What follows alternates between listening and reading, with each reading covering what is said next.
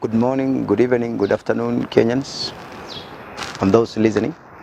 On 19th of September this year, that's 2018, while I was busy doing my things in town, I was called by security officers that they had to check this house.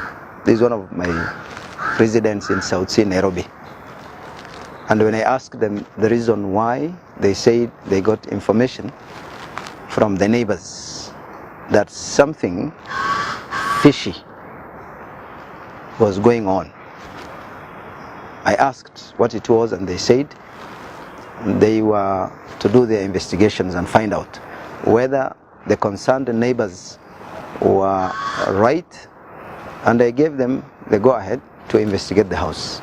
I asked about the concerns of the neighbors, and the security agencies told me the neighbors were concerned with the youths moving in and out of the house. So I don't understand why the negative attitudes towards youth in this country.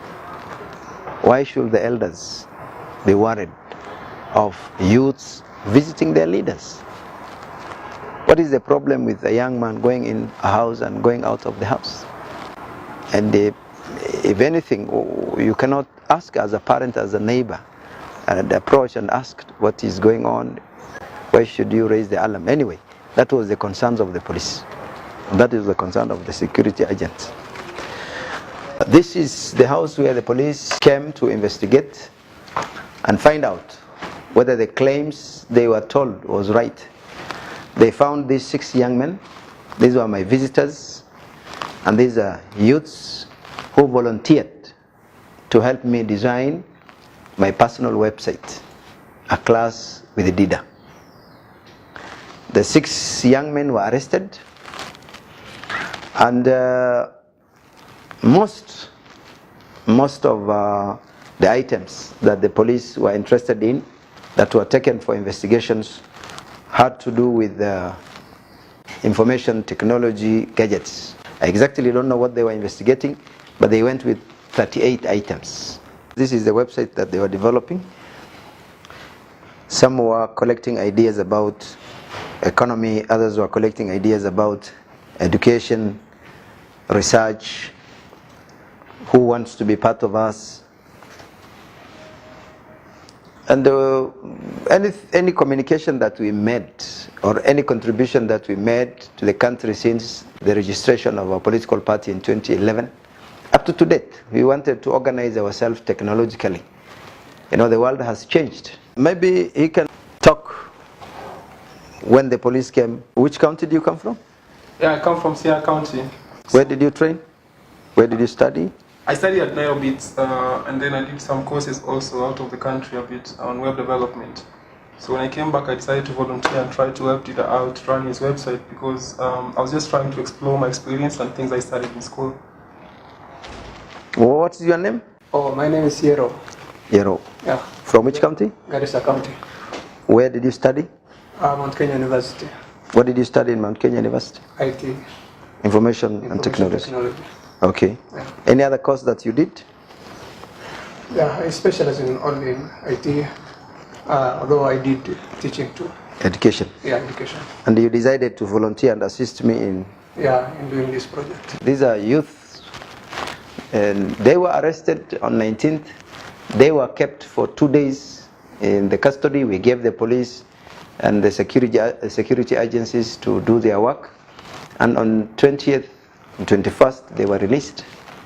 And nobody was charged. Nobody had a problem. I take this opportunity to thank security agencies in this country for the good work they have done.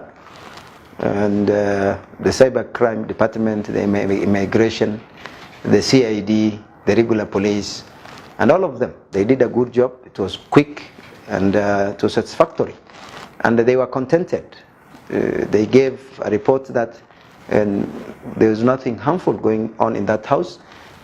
They gave us back the inventory. They brought back the 38 items, all that were collected, and they brought it back in good order.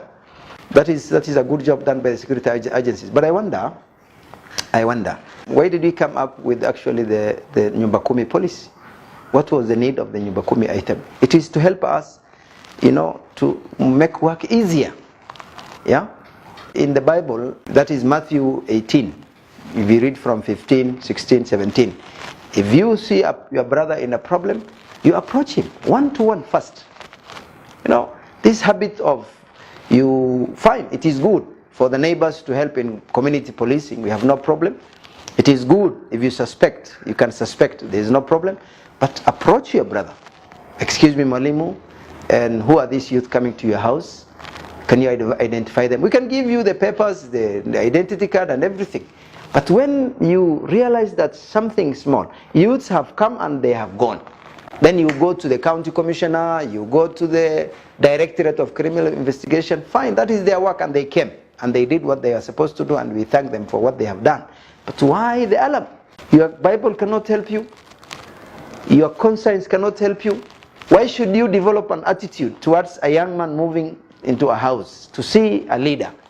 By the way, if there is anybody tested by the security agencies in this country and proven to have a clean record, I qualify to be one. If it is honesty, if it is sincerity, if it is minding the security and development of this country, I qualify to be one. The media, the police came, the security agencies, all of them came, they collected what they wanted, they recorded them.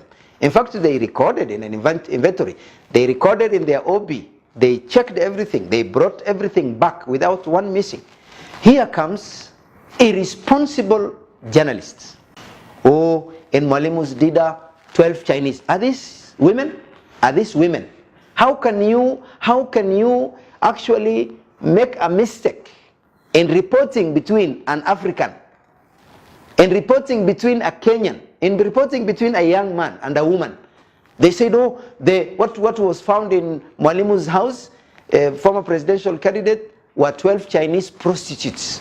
What we found in the house were actually sex-enhancing pills. Let me tell you, if you look at me and my age, and the many wives I have, do you think that I need the pills or sex-enhancing things? Man, I'm strong, and I'm a Muslim, and I'm a practicing Muslim. I don't think. When you have a problem, don't put your problems on other people. Your problems are your problems. Oh, in Mwalimu's house, foreign currency was found stuck in mattresses. How do you think of such nonsense? That is irresponsible journalism. And that is why we may advise everybody in this country to keep off journalists and their fake news.